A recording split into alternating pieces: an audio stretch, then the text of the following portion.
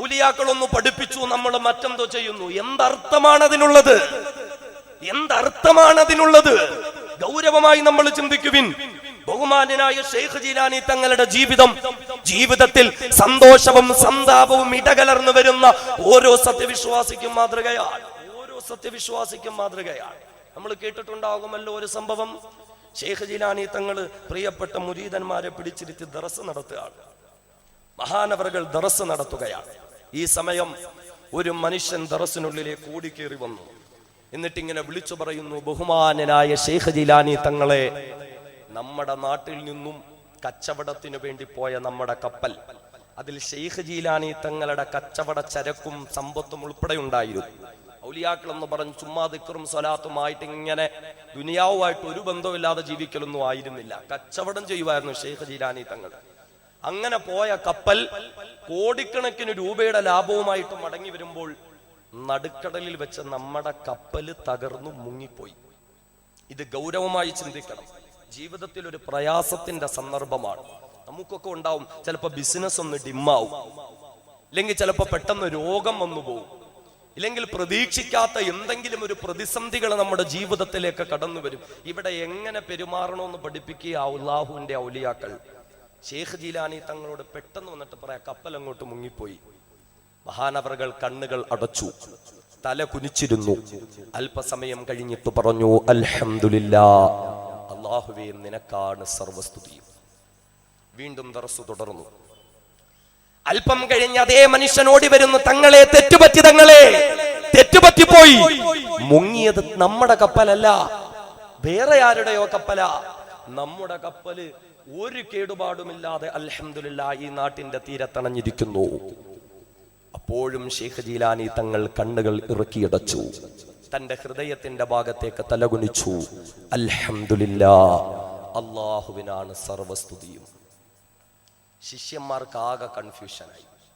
കപ്പല് മുങ്ങിയെന്ന് പറഞ്ഞപ്പോഴും അൽഹംദുലില്ലാഹ്, മുങ്ങിയില്ല എന്ന് പറഞ്ഞപ്പോഴും അൽഹംദുലില്ലാഹ്. ഇതിന്റെ രഹസ്യം എന്താ? ഗൗരവമായി നമ്മൾ ചിന്തിക്കണം. ഞാൻ പറയുന്നത് ഗൗരവമായി.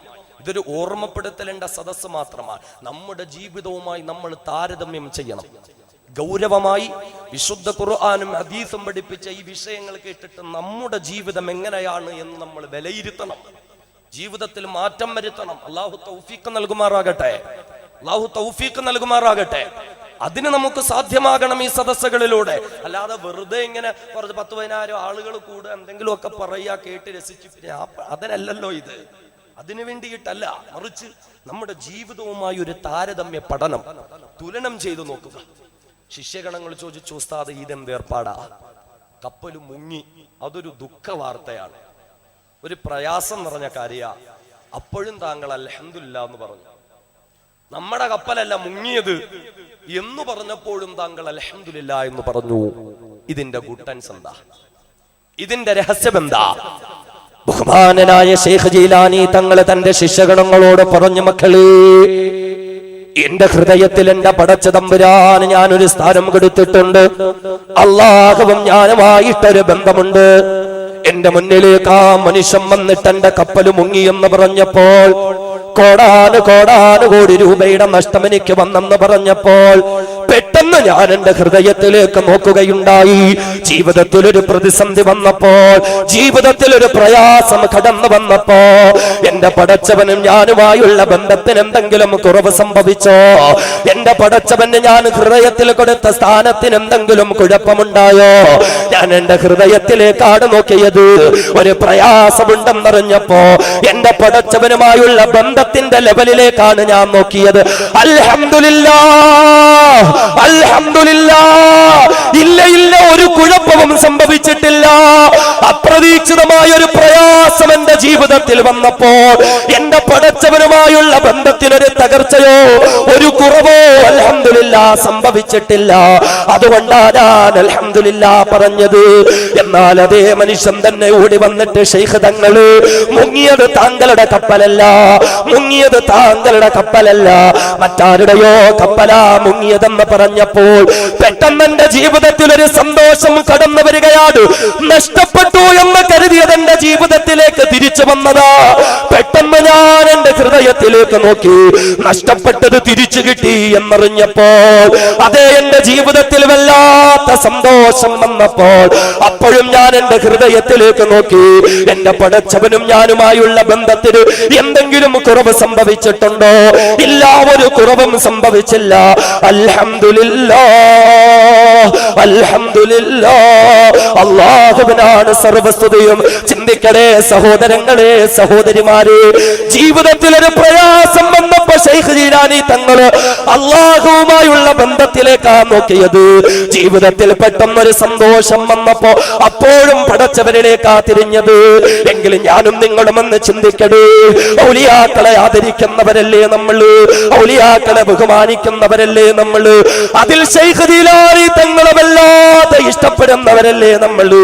എന്റെയും നിങ്ങളുടെയും ജീവിതത്തിൽ ഇങ്ങനൊരു ക്വാളിറ്റി ഉണ്ടോ എന്ന് പറഞ്ഞാൽ, ജീവിതത്തിൽ പെട്ടെന്നൊരു ദുഃഖം വരുമ്പോൾ, ആരെങ്കിലും മരണപ്പെടുകയാ, അല്ലെങ്കിൽ രോഗിയാവുകയാ, അല്ലെങ്കിൽ കച്ചവടം തകർന്നു പോവുകയാ, വല്ലാത്ത നഷ്ടത്തിലാവുകയാ, വിവാഹം കഴിഞ്ഞ് വർഷങ്ങളായി മക്കളില്ലാതാവുകയാ, ജീവിതത്തിൽ പ്രയാസമോ പ്രതിസന്ധിയോ വരുമ്പോ ശൈഖ് ജീലാനി തങ്ങൾ പഠിപ്പിച്ച പോലെ അല്ലാഹുവിലേക്ക് തിരിയാൻ കഴിയുന്നുണ്ടോ?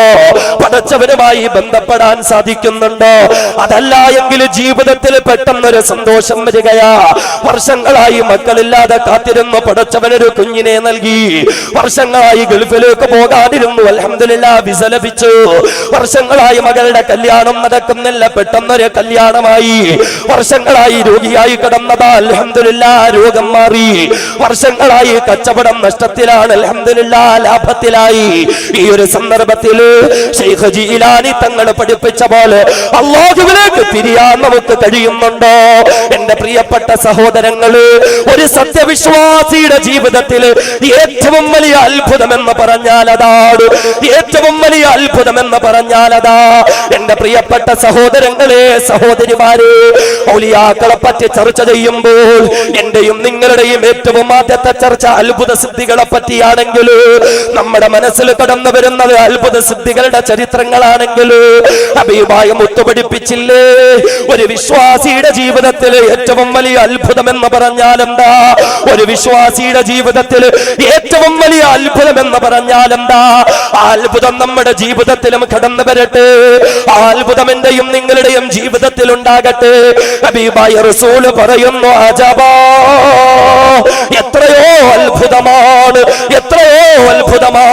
അല്ലാഹുവിന്റെ ഔലിയാക്കൾ എന്ന കാലിക പ്രസക്തി അർഹിക്കുന്ന വിഷയത്തെ ചർച്ച ചെയ്യുമ്പോൾ ഒരുപാട് അത്ഭുത സിദ്ധികൾ കാണിച്ചവരാണ് ഔലിയാക്കളെങ്കിൽ, ഔലിയാക്കളുടെ ജീവിതത്തിലൂടെ, വിശ്വാസികളുടെ ജീവിതത്തിലൂടെ പ്രകടമാക്കപ്പെടുന്ന ഏറ്റവും വലിയ അത്ഭുതം എന്താ?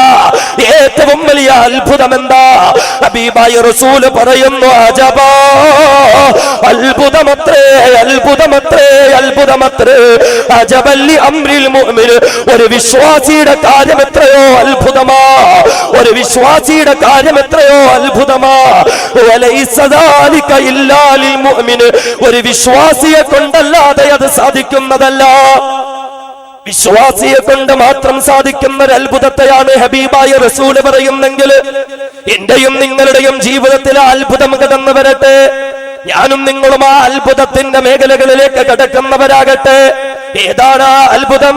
ഹബീബായ മുത്ത് പഠിപ്പിക്കുകയാണ്, ഇൻ അസാബതുഹു സർറാ ശകറ ഫകാന ഖൈറൻ ലഹു. ഒരു വിശ്വാസിയുടെ ജീവിതത്തിൽ ഒരു സന്തോഷമുണ്ടായാൽ, എന്തെങ്കിലും ഒരു ആനന്ദമുണ്ടായാൽ, എന്തെങ്കിലും ഒരു അനുഗ്രഹമുണ്ടായാൽ ഉടനെ അങ്ങ് പടച്ചവനെ അവരും മറന്നുകളയുള്ള ശകറ, അവരല്ലാഹുവിന് നന്ദി പ്രകടിപ്പിക്കുകയാ. സന്തോഷമുണ്ടാകുമ്പോൾ പടച്ചവനിലേക്ക് തിരിയുന്നത്, സന്തോഷമുണ്ടാകുമ്പോൾ പടച്ചവനെ നന്ദി പ്രകടിപ്പിക്കലാണ് ഏറ്റവും വലിയ അത്ഭുതമെങ്കിൽ, ജീവിതത്തിൽ നഷ്ടപ്പെട്ടു എന്ന് കരുതിയത് തിരിച്ചു കിട്ടിയ സന്തോഷം, ആ സന്തോഷത്തിൽ പടച്ചവന് ശുക്ർ ചെയ്ത് അൽഹംദുലില്ലാഹ് എന്ന് ശൈഖ് ജീലാനി തങ്ങളുടെ ജീവിതം മാതൃകയാകട്ടെ. ഇൻ അസാബത്തുഹു ളർറാ, എന്നാ ജീവിതത്തിൽ ഒരു പ്രയാസം വന്നാൽ സ്വബറ, അല്ലാഹുവിന് വേണ്ടി അത് ക്ഷമിക്കുകയാണ്.